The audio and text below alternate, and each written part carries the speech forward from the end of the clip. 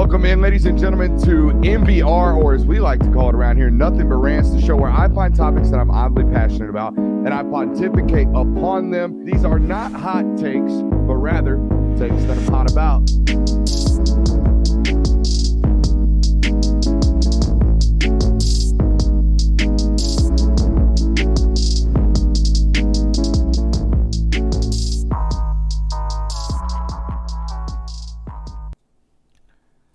Stunting is a habit.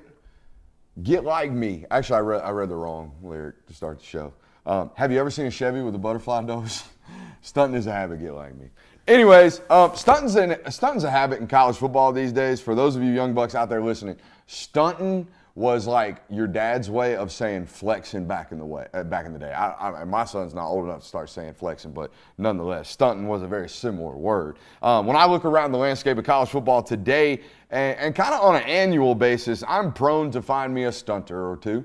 Okay, I am prone to find somebody who is out here talking about all that money they got on payday, and then the next week, right before payday, they broke again, short on their bills. Another way of describing flexers or stunters is pretenders, frauds, phonies, jokes, a clown act. Pisses me off. Hey, look at the boys. So the coaches poll came out this week, and as we inch, I can't believe, hold on. I can't believe y'all just did that. Y'all nailed that. Yeah, man. We We're on our game, bro. Chemistry 4 days in. You just How lobbed about that up. Hey, give them 3. So, coaches poll came out this week, and as we inch ever so closely to college football season, I want to put a name on some of these phonies. I want to call out some of these phonies.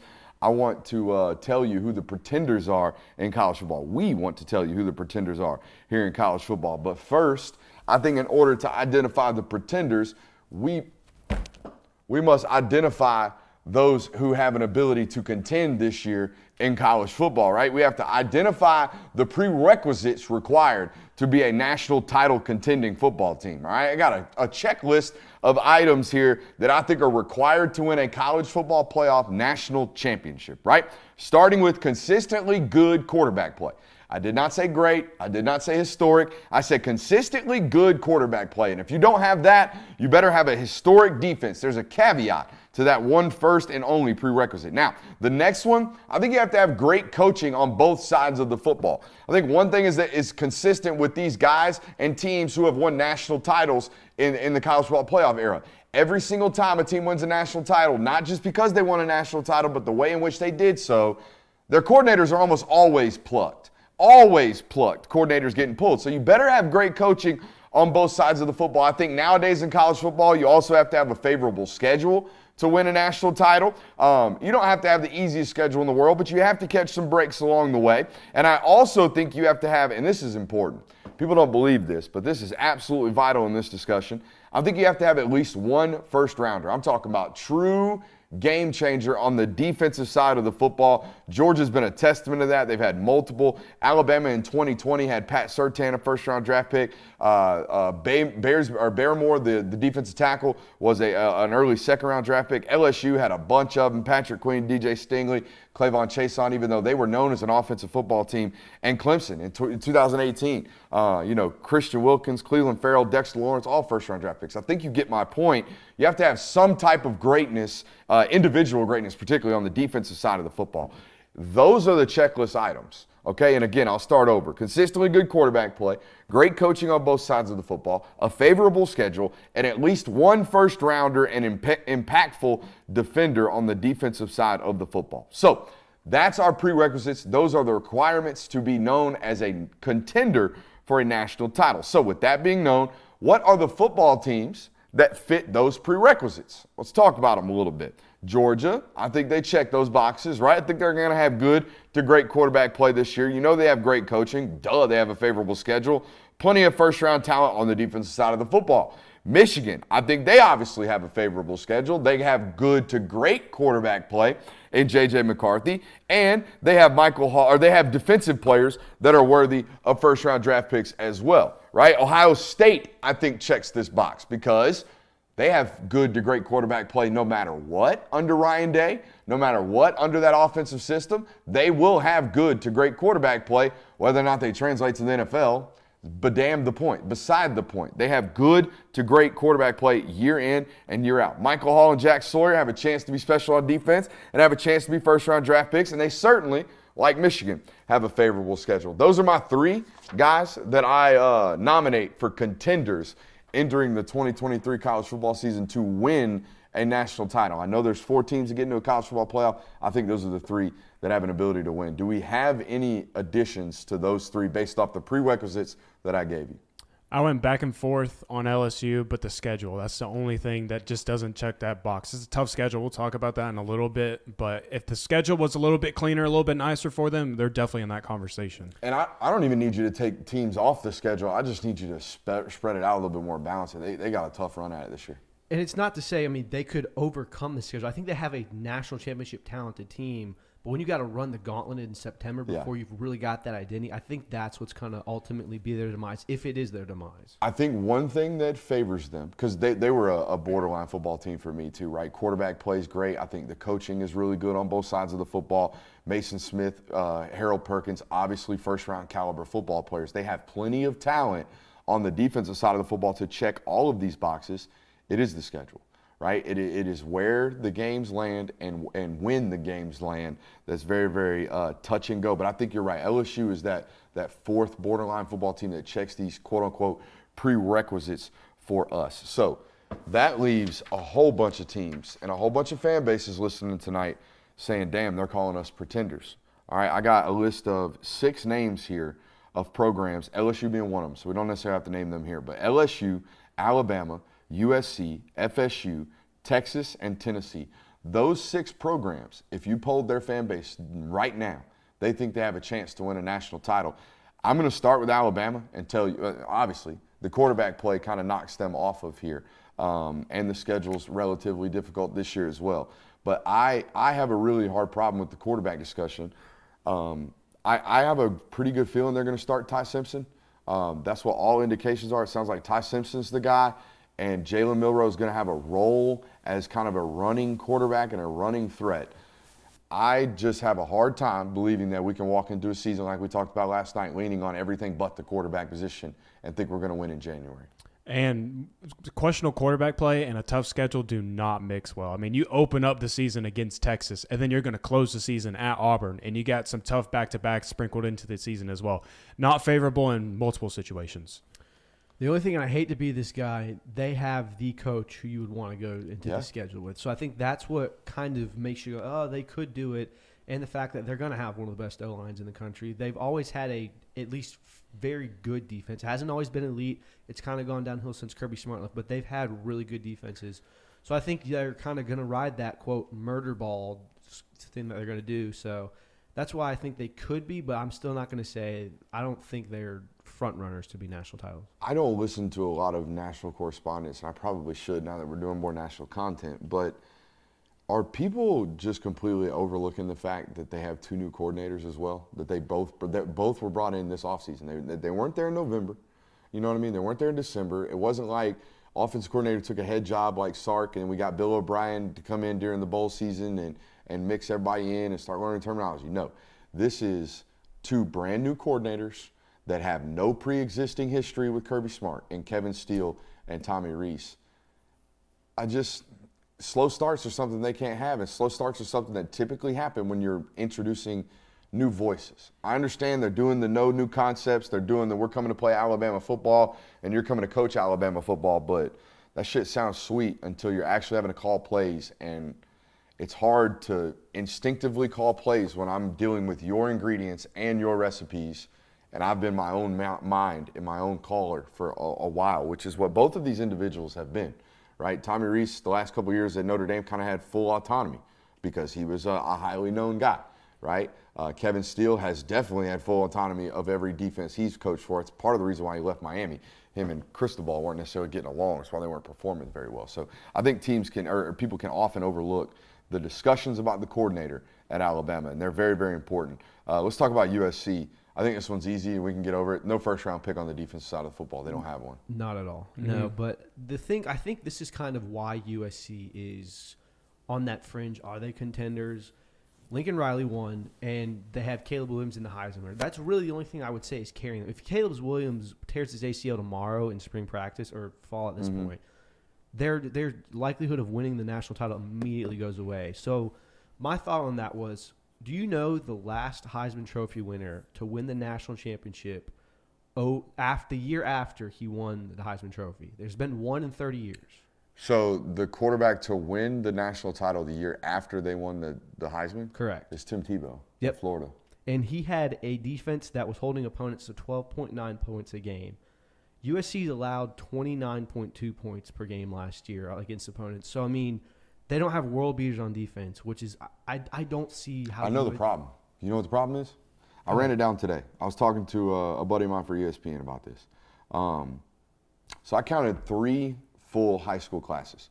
2021, he's in that weird transition where he's leaving Oklahoma and he's going to end up at USC, and it happened in January. So we're just going to throw that whole class away, both at Oklahoma and at USC. So let's take the 2020 signing class at Oklahoma, the 2022 signing class at USC, and the 2023 signing class at USC. And let's see what they did with those things, right? Because if you're going to get good players, you got to recruit good players, right? You got to go find talent. It's called talent acquisition. All right, in those 3 full classes, Lincoln Riley has signed 18 high school defensive players. Okay, 3 high school players in his first year as a head coach at USC. The rest were all JUCO transfers. Now, when I tell you that stat, you're going to say, well, Brooks, he's rebuilding the defense over at USC, so he's got to be getting talent, or high talent. He's got to be in win now mode, and he's got to go get these guys, and he's got to bring in something better than high school talent because they need to play now. And I'd say that's great.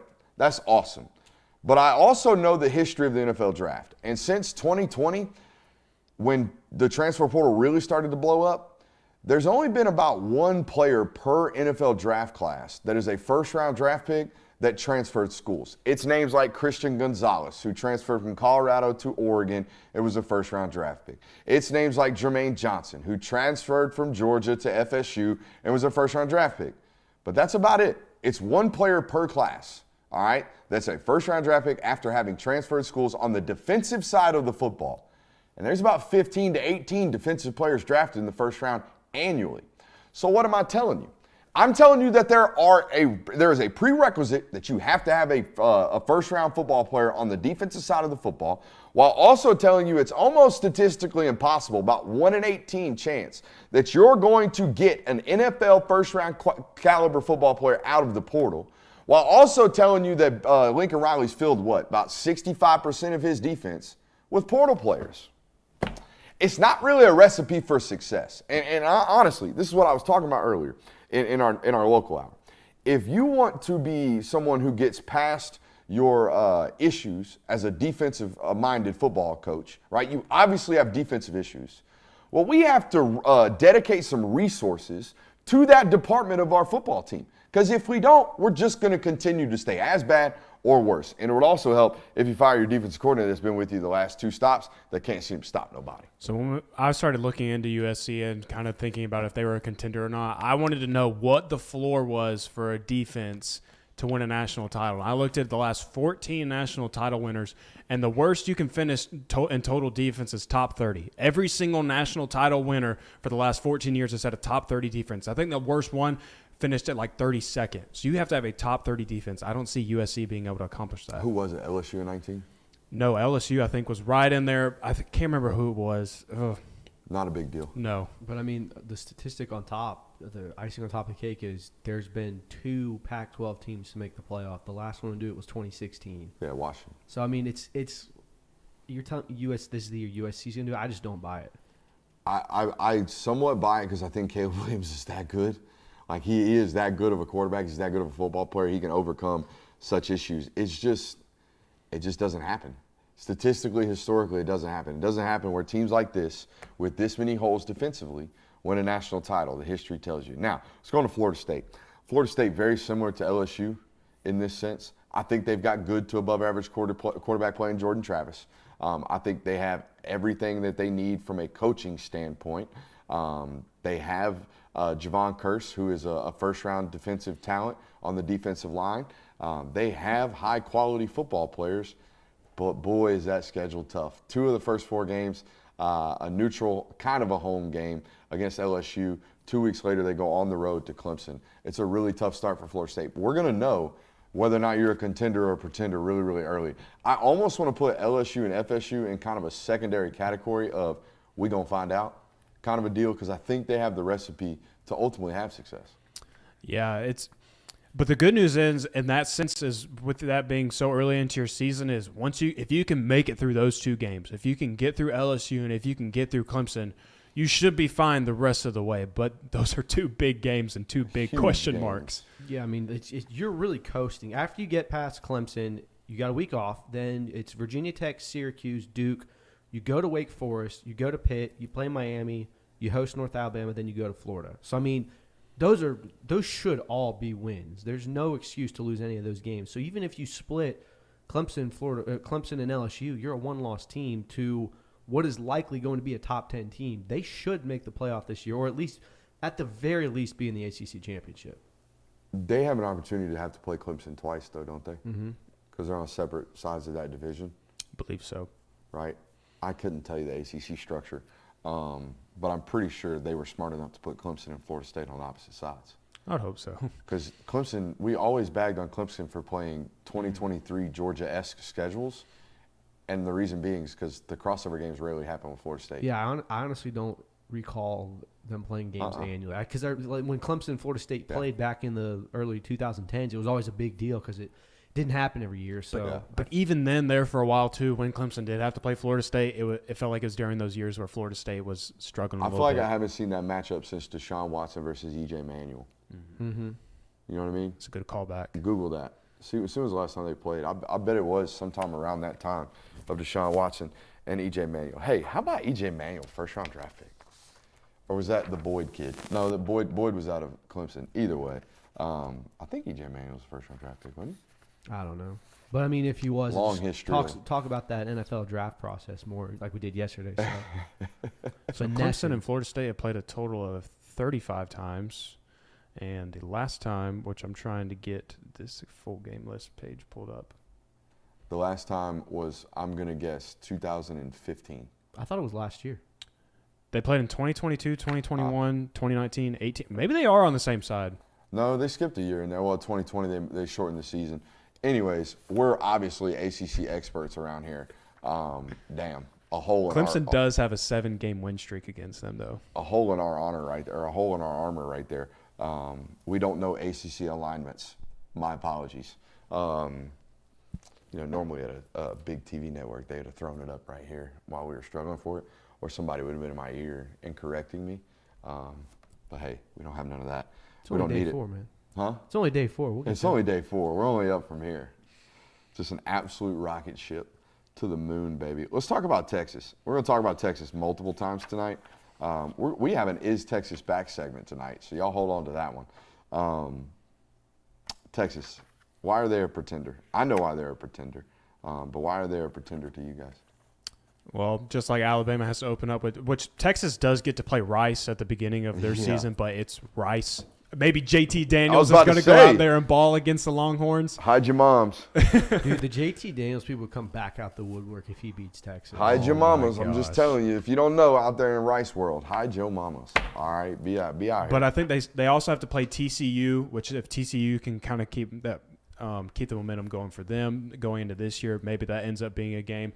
Kansas, they were kind of a surprise last year. They have to play them as well. So, again, for me, it's just about the schedule, even though it shouldn't even be the schedule, because Texas, every single year you look at Texas, you're like, they are the most talented team in the Big 12, without a shadow of a doubt. Even Oklahoma last year, with them kind of being a step below now, it really is just Texas, but even then, it's still about the schedule for me. I worry that Steve Sarkisian is kind of in the same sense of Lincoln Riley, where he's this offensive mastermind, but he can't really craft a defense that can hold up when it needs to. I worry that he's Dan Mullen. Dan Mullen's a goof, but in the sense that I worry about Steve Sarkisian not having the bandwidth to micromanage everything required to be a great college football coach. Because you really do have to be obsessive. Like, you have to be a freak. You have to be so much of a control freak that we say, no way you could work in the NFL. Like, that's kind of how we have to be. But Sark, you're like, I could see him being an NFL coach one day because he seems kind of laid back, seems kind of chill, doesn't seem like he's walking around the building giving everybody shit, which is kind of the requirement. And I know that sounds bad, but like, who have we seen had success in college football the last decade? Who are the 3 best football coaches? Dabo Swinney, Nick Saban, Kirby Smart. And what do all 3 of those guys have in common? They be getting in people's stuff. They be getting in people's ass all day long, and they're extreme micromanagers. Sark is definitely, his strength is definitely X's and O's, and it's not Jimmy's and Joe's. It's the same with Dan Mullen. So you got to be able to develop your players as well as recruit them. Like I said, I just don't think he can field a defense that's national championship caliber. You know, the schedule screams 11-1 when you look at it. It screams you should be in college football playoff contention at the end of the year. God forbid you beat.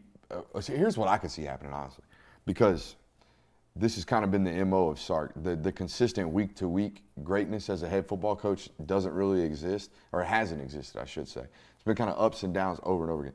I could see them doing something like beating Bama in a really highly contested football game and then turn around and losing to Baylor the next week or whoever it is. I could very, very easily see something like that happening, particularly they're going to have good quarterback play. I think Quinn Ewers, with just talent alone and concepts, they're going to be good. It's a matter of whether or not he plays like he did in the first half against Alabama. If they have great quarterback play, you can defy all of the shortcomings that Sarkisian has as a head coach. Yeah, especially with Sarkisian being there. We really haven't, still to this day, haven't gotten an opportunity to see Quinn Ewers really become this college quarterback, this otherworldly college quarterback, because he had injuries that he's had to deal with. But the pairing of him, the arm talent that he has, and the weapons that he's surrounded by, and Sarkisian's ability to just dot up anybody from a game plan standpoint really kind of pushes away any concerns from a quarterback play standpoint. I think Texas is more likely to go 8-4 with a win over Bama than they are 11-1 with a loss to Bama. That's a take. I mean, I don't know if either of those are going to happen, but I could absolutely see, like you said, they go into Tuscaloosa, shock Alabama, and then they just kind of fall apart, sleepwalk through the rest of the season. Absolutely fall apart. Or they head into Tuscaloosa. Peak too early, type of deal. Or they lose to Bama, and because they should beat every team. They're more talented than them. So, 2023 Texas, the 6'2" 8th grader. Is that what we're talking about? Just peaking in middle school? Yeah, maybe. We'll see. Yeah, stand in the paint, man, if you're going to give the take. Come on. The 6'2" 8th grader is interesting because, I mean, it's like, yeah, at that point in time, he's better than everybody, but down the road, he's not. So, yeah, he's peaking in middle school. Yeah, exactly. Yeah. He's got armpit hair in 6th grade. He's peaking in middle school.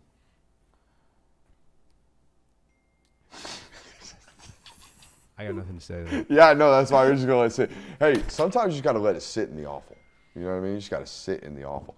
All right, we got one more on the list, and I'm sure Volunteer fans are waiting for it. Tennessee got put in the pretenders list for two reasons. The schedule, pretty rough, and secondly, the defense, pretty rough. Those are my reasons. I think they have above average quarterback play. I think they've got really good offensive coaching. I think the defense is suspect. And when your defense is suspect, I find it hard to believe that you're going to remain a one-loss football team through 13 weeks, which is what we have to do nowadays. Then the problem with their defense, with how bad it is, how bad it is it's great that your offense can go and put up points against anybody. But like we saw against South Carolina last year, is even if that one day that your offense isn't hitting, a team could go in there and just absolutely light you up, and all of a sudden you're losing to a team that you shouldn't be losing to there late in the season, and then you top that on top of you got to go to Alabama this year and you got to play Georgia as well. I don't like those combinations either.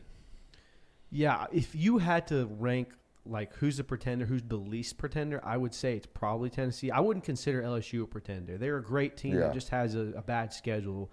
Which they totally could survive.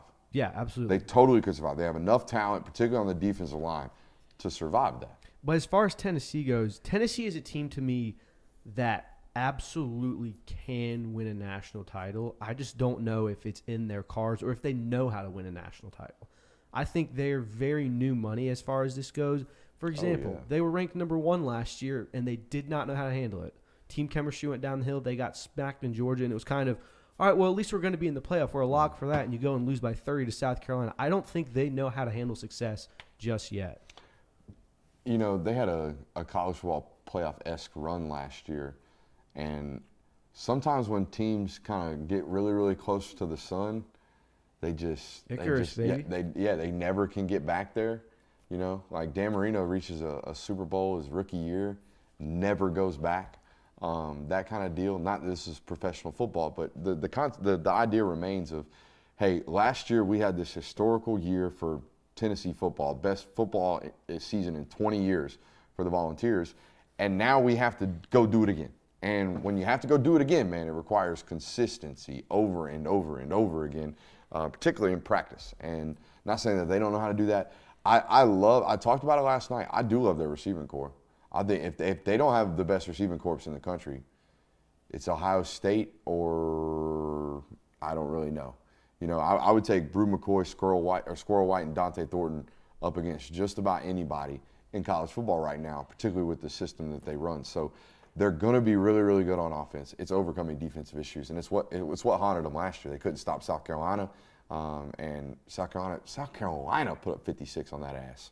Like that's just 63. 63. Mm-hmm. Yeah, it was dang near 70 points. Oof, that's brutal. That's NCAA 14 numbers. That's absolutely brutal. So. So those are our contenders and our pretenders. By the way, the only 3 contenders we all agreed on. Did y'all agree on Ohio State? Did y'all have any downs? I have put no Ohio objection to State Ohio down. State. So the only 2 teams you think that meet all of our prerequisites are Michigan and Georgia? I don't know. I just sat there and I kept thinking about Ohio State. And, you know, when you talked about how every single year they have good quarterback play, I agree with that from a standpoint. But I think it's also just one of those things. I really want to see it this year. I really want to see how that is going to translate for them this year. But wide receiver room also is going to help make up for that with the dudes that you have in there. I don't even know who their starter is going to be, whether it's going to be Kyle McCord or the Devin Brown kid. I've heard Brown's name a good California. Oh, Kyle McCord's daddy's probably pissed. I think this is where you get into a kind of a gray area where it's like contender and pretender. I think there's some gray area in between where you don't have to be like a dead set contender, but that doesn't make you a pretender. Ohio State is absolutely capable of winning a national title. So we're going to put Ohio State and LSU in the same category. Yeah. I would even, and we're going to lead off the pretenders list with Alabama. Yes. Okay, I'm not going to object to that, but I think Ohio State has a lot more to overcome than say a Michigan or a Georgia. That doesn't mean they can't do it. But I wouldn't say I feel confident about saying they're going to make a national title run this year. Say less. Again, those prerequisites that we started the show with: consistently good quarterback play or a historic defense to replace the lack of consistently good quarterback play. Great coaching on both sides of the football, a favorable schedule, at least one first-round impactful defender. That's what history tells us is required to win a national title in college football nowadays. What else we got? Hey, we already talked about it a little bit. Let's hit on this LSU schedule before we get to week 0. The start to this LSU season is something else, man. I don't know if there's a tougher start in college football this year. Play a neutral game against Florida State in Orlando. Not really neutral. That's going to be decked out in Seminole gear, just like the Superdome was decked out in LSU gear last year. They got a home game against Grambling. That's fine. I'm sure that's going to be a night game. Have you guys ever realized that they be out here playing McNeese State at like 8 o'clock? Auburn does too sometimes. It's crazy. Auburn will be Alabama playing, gets Southern Miss every year at night games. Auburn was playing Mercer, I think, last year at like 8:30. It's like, what the heck? I mean, what are we doing? We're out here playing UT Martin at 6 o'clock. Georgia. At Mississippi State, Arkansas, and at Ole Miss to start the season. So I think there's, 3 top 25 teams there? FSU, Arkansas, and Ole Miss are all top 25 teams entering the college football season. That's a brutal one, guys. Just in the month of September, just when you're kind of starting to get things rolling. And maybe that's why they're fighting in practice. Maybe. They're like, dude, do you see what we're about to have to go through right now? This is we so better unfair. be ready to look at what pop shit Georgia off. gets. Look at what they have to go through. They have to play South Carolina. That's it in September. And then we got to play through this in September. Yeah, the lead up to the Florida State LSU game has kind of made you forget that both of those teams have a really, really shitty open to the season. Yeah. So, I mean, obviously Starkville's not a super easy place. Arkansas is not going to roll over for you anymore. So it's going to be interesting. I will say that I'll make this hot take as well. If LSU finishes September with a 5-0 record, they win the Western Division. Yeah. No, I'm with that. Even with that. I mean that because other than that, who stopped him? I think going into Tuscaloosa against Bama is going to be hard. There's been one team to win there in 3 years, and it was LSU. So, but other than that, I don't know how you stop that LSU team. The one thing that scares me about LSU this year, and I'm sure it scares a lot of LSU fans, is that random dud at home against Tennessee last year. Like, we just show up and we get beat by 30 at home against a team in Tennessee that, I mean, it was good. Don't get me wrong, but, like, what in the shit? Well, if you remember how that game started, it started on the opening kick was muffed. Tennessee got it, scored. LSU went 3 and out like that. Tennessee got it, scored again, quick offense, and they were up 14 like nothing, and then they just kind of rolled over and died. So I mean, barring disaster, I think that's a closer game. So it's kind of interesting to see that. But yeah, I would be more concerned about the A&M dud. Well, that's exactly what I have in my notes, and exactly to Brooks's point why I put these three teams right here. Alabama, obviously, Texas A&M, and Florida still remain on the schedule after that. I understand what Florida's kind of looking like going into 2023, but that's kind of outside of Georgia. Never a blowout. Yeah, never. That is Never a a highly blowout. competitive game every year, it seems like. Yeah, so they are fully capable of just dropping duds, but I think they're also fully capable of beating every team they play. It's a very interesting. Do y'all remember that LSU-Florida game where Max Johnson and Anthony Richardson were just going at each other, scoring like 50 points apiece? Yes. That was That's last year, LSU wasn't it? Florida Or was football. that No, it was 2 years ago. I Yeah, it was think. 2 years ago, I think. Anthony Richardson got a late season start, and after that, they were like, Dan Mullen should be fired for this reason alone. Yeah. That he hadn't been starting this guy. Some really good football games on the schedule for LSU this year. One of our last topics of tonight is Texas back. So I was obviously like 9, 10, 11, 12 during the Mac Brown run at Texas. And I think because they are Texas and because it's a really big program historically, so we're told, that we get this idea that Texas is a powerhouse football program in college football. And in reality, unless you were born in the 50s, this is not the case.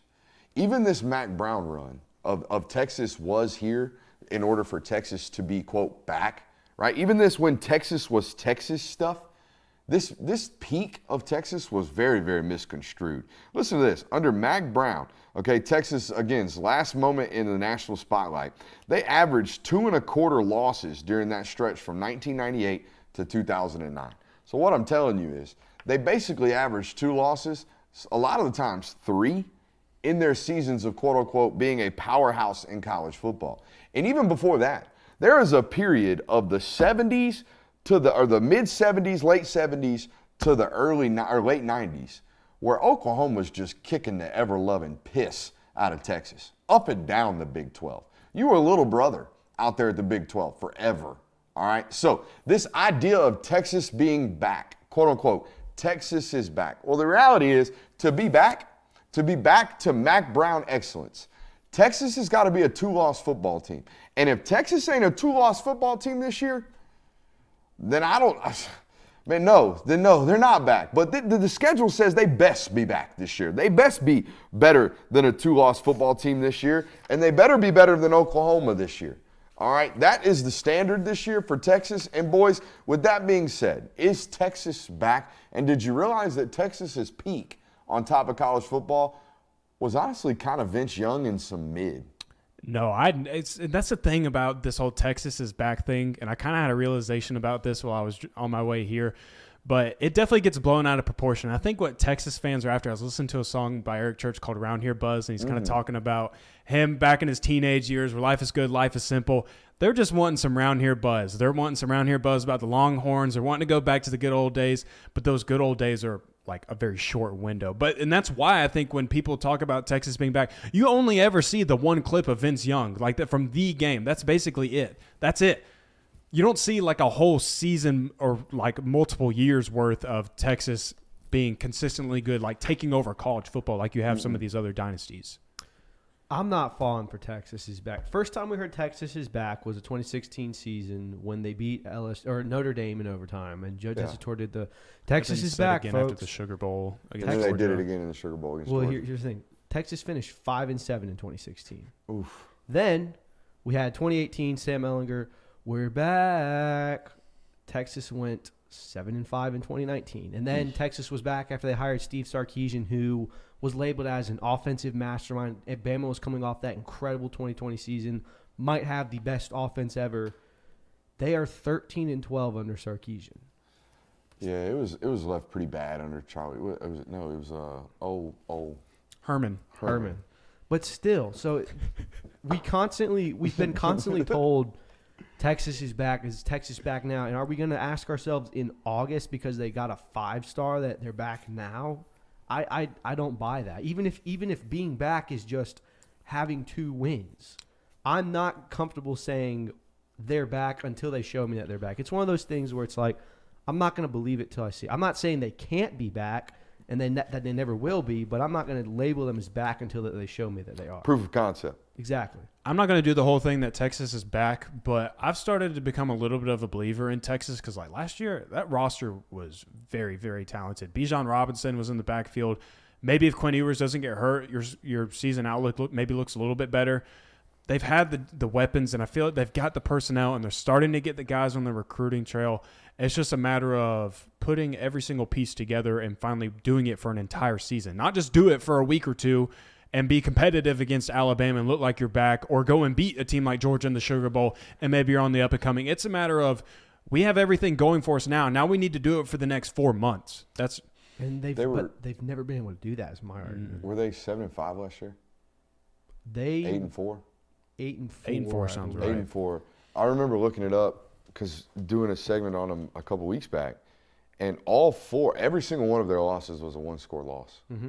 They lost a bunch of close football games. And I said then, and I will say now, when you are consistently losing close football games, he wasn't 2-2, guys. He was 0-4 in 1-score games last year. When you're constantly losing 1-score football games, that tells me 2 things. One, you don't have great, consistent quarterback play because great quarterbacks don't lose close games. They don't. And you're kind of getting out-coached in the second half of football games because great coaches don't consistently lose 1-score football games. So if we don't have consistently great quarterback play and we don't have consistently great coaching, we are not a national title contender. All right, but we are a contender to have a 2-loss season this year because the schedule is that. The schedule was very 2-lossy. You talked about Colin Simmons today. I thought it was necessary for them to land him, almost required for him for them to land him. Him being a Duncanville High School prospect, him being a Texas prospect, him being the #1 edge rusher in America on the consensus rankings, despite the fact that we don't necessarily quite believe that. Even though if you're an odd front defense, if you play traditionally outside linebackers, that's fine. He's great. He is a 5-star. Don't know very many teams still traditionally playing 3-3-4s or, stand-up playing space outside linebackers. Almost 90 to 95% of outside linebackers in college football nowadays are rushing the passer. He does that really, really well, but that means he's confined to third down. I don't know why I made this a Colin Simmons thing, but it's a Texas thing. They got a great football player today. He's going to help them out immediately next season on third down. Whether or not he's going to help them out on first and second down, which is where they need help, I don't know. It's yet to be seen. But a great pickup nonetheless, and one that they absolutely had to win. You got to win in-state battles. You got to block off the state if you're Texas. It's really hard to do that, though, because Texas gets recruited about as hard as the state of Florida does nowadays. That's the other thing. They're the best team on paper in the Big 12 this year. But when does the best team on paper ever win the Big 12? Never. I mean, except for, again, when Oklahoma was on top of their shit. When Bobby Stoops was out there coaching at Oklahoma, they handled their business. If they had the best football team in the conference, they handled business. I also think Lincoln Riley had the Big 12 on lock a good bit. But Lincoln Riley's problem was he would then lose to Kansas State. Yeah, in the Big 12 playoff game. They were the best team on paper. They were blown. They were dropping duds. So I think that's probably the big problem that you're going to run into there. So. And by the way, losing to Kansas State because couldn't stop the run, didn't have front seven help, couldn't figure out how to get the quarterback off the field. Kind of sounds a lot like what just happened with USC and Utah last year. Well, also USC and Tulane. USC defense couldn't get off the damn field. I forget about that. Yeah, some people forget Tulane beat USC in a bowl game this year. Wild. And then they want to get mad at me because I call them a pretender, I would imagine. Although I don't think I've ever seen a USC fan in the Minchies. Nah. They haven't migrated. You really don't see him on. I don't even see him a whole lot on Twitter or anything like that, for that matter. Yeah, no, I don't. Nah, I mean, not really. they've been non-existent the last 5 years. You remember seeing the pictures of the Coliseum where it was like, oh, there's 25 people there. Cool. Yeah. So Yeah, that was wild. the USC fans you see now are not the ones that were there in 2005, where you had all the A-list actors showing up. I think USC fans are a lot like California, where it's just kind of I was like, about to say they're a lot like Miami sports fans. yeah, Where they don't show up for the Marlins, but they pack the shit out of the Heat. well, if we're good, we're Yeah. all for it. But if not, it's like, I don't even give a shit about If we're great. If we're great, we'll show up and we'll enjoy the party. If you got Reggie If Bush not- out there or something like that, and then we're there for you. Yeah, no doubt. Hey, it is Thursday. Here on the National Hour, we like to bring you a player of the day. 9 times out of 10, it's not a Georgia player. This guy actually happens to be from the state of Georgia, and he happens to have really close ties to the program at the University of Georgia. But his name is Ashton Woods. He is a linebacker at Walton High School. He's committed to North Carolina, and he just might be the hardest hitting linebacker in the state of Georgia. This dude loves hitting people. Like, I know we talk about that on defensive players all the time, but no. This guy right here lives for sticking his face in some shit. You know what I mean? Like, that's exactly what he does. Down in and down out, has been doing it since his freshman year. His first career start came in a semifinal playoff game against Colquitt County on the road, and he balled out, okay? He wears number 7 for Walton. He's going to be playing in North Carolina. Chose North Carolina over Baylor and Auburn. Great football player. Ashton Woods, our player of the day. Let's grind some tape. Yeah, I know y'all see them. Oh, whew, them shit's fine. All right, right here, big old joker. All right, plays downhill. Okay, people are going to ask after they watch this tape, why didn't Georgia recruit him? You know, he is Dominic Blaylock's stepbrother or half brother. Why are y'all not recruiting this guy? Well, he doesn't necessarily do this and cover space as well as he does this and hit you in your face. All right, so Georgia needs a lot of these guys that cover space. He got so much better at it as his career progressed, though, and I think he's going to get better at it in college. But this is what this man does. This man hunts. He absolutely hunts ball carriers, and when he gets there, he arrives violently and he finishes violently. Okay, about 6'3.5", 6'4", playing at about 210 this year, maybe 215, a little bit heavier this fall. And it is violence, man. It's violence, it's energy, it's effort, it's high intensity, it's talking shit, it's playing linebacker like you're supposed to play linebacker. It's really, really violent. I don't mind telling you that I missed on this football player. In fact, when I first saw him at 14 years old at Hustle, at Hustle 7-on-7 camp, okay, he was playing linebacker at 14. He was really tall, really lanky, and kind of didn't know what his body was doing. And I told his dad, I said, hey, we might need to start letting that dude catch some footballs because he might be a tight end. And boy, was I wrong, because he plays the linebacker position about like you're supposed to. And it's violent every single time. Big hits, finds the football really, really well, and tracks it well, okay? Yeah. He's just got a nose for it, man. Like, when you go watch him at practice, matter of fact, go over to Dropbox right now while we're doing this, okay, and download, go to 2023 Spring Files and download Daniel Calhoun. Because there is a clip I have of him running through the chest of Daniel Calhoun that'll make you shit yourself at home, all right? It's all right. Yeah, this whole Walton team plays with a ton of energy and a ton of violence consistently. Hey, if we can't get it done, not a big deal. I know I just threw that on you. Don't worry about it. Okay. I'm going to tell you about it, okay? So, Daniel did a great job of identifying it when I was out there at spring. Spin me back. Yeah, you know what you're doing. All right, Daniel's playing left tackle, right? And he's sitting here and he goes, hey, hot. We got a blitz. Okay, pointing out Ashton coming off the edge. He goes to kick set to him. And he plays way too high, and Ashton Woods runs right through his soul. I mean, right through his soul, and just explodes his body, because that's what this dude does. This dude right here, going to play linebacker at UNC, is all about that smoke. He lives for it. He breathes for it. He loves it. And he's going to play quite a bit at North Carolina, I would imagine. Ashton Woods, our player of the day. Should we give him 3? Let's give him 3. I think I said, you guys got anything else for tonight? We got football this month. We got football this month? We do have football this month. Week 0. We got week 0 football this month. That's a great way of letting your host know that he forgot a show topic. No, I got you. That's a good job. Well, you didn't have. Now everyone knows. Done I exposed don't mind. yourself. I don't mind letting people know that you're. Hey, you're that doing just your means that job. we're really good at what we're doing. Yeah, you're elite. That's right. Better never rest. Week 0 coming up this month, and it's got some good ones. You got a full day of football starting at 2:30 if you know how to sign up for the Cock. If you know how to sign up for Peacock, Navy versus Notre Dame, they playing in Dublin. You just got it? Yeah, just keep talking, man. You got it. 5:30 UTEP at Jacksonville State. Don't know if you're necessarily watching that one. UMass at New Mexico State on ESPN at 7. Ohio at San Diego State on Fox Sports 1. And then guess what, guys? We got SEC football, or at least some of it. Hawaii at Vanderbilt on SEC Network at 7:30 in a couple of weeks. San Jose State at USC on the Pac-12 Network. FIU at Louisiana Tech to close out the night. What game are you most excited about? I can only really label 2 of them, and for different reasons. The first one being Hawaii versus Vanderbilt. That one last year was a blowout. Vanderbilt went in there and beat the Doors. Beat the Doors. 18.5-point favorite now. Oh yeah. The Doors beat the Doors off of Hawaii last year. So, but that one's just fun because when do you ever get to see Hawaii and Vanderbilt play really When ever? do you ever get to see Vandy be a almost fucking 3-score favorite against a football Look like an all-star team. The second one, USC versus San Jose State, because USC very well might hang 70 points on them, and that'd be pretty fun to watch.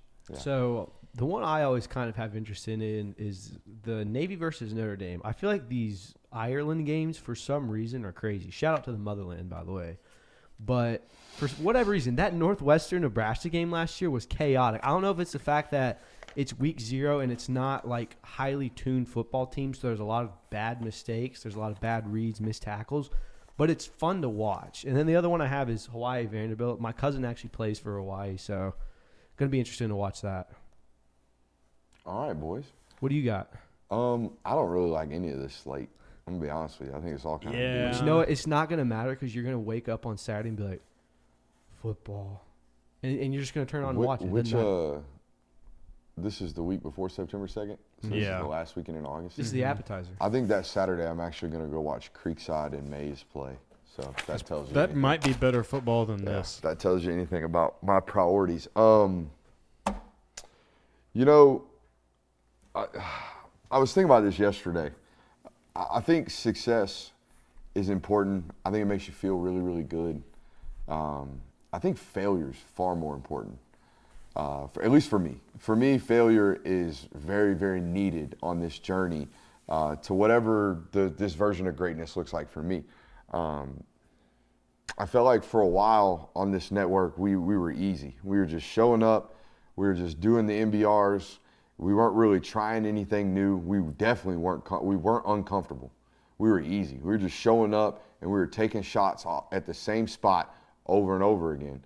And we didn't have any failures. Every show was consistent. Every show was great. We showed up and we did it. And we had fun doing it. Not saying I don't have fun right now. But this week we failed a little bit. This week we had some issues. This week we had some audio issues. This week we had some stream issues. This week we had to deal with some commenters who necessarily weren't very happy with us. This week for the first time we had to compete with big boys like national audiences and national members. This week we had some failures.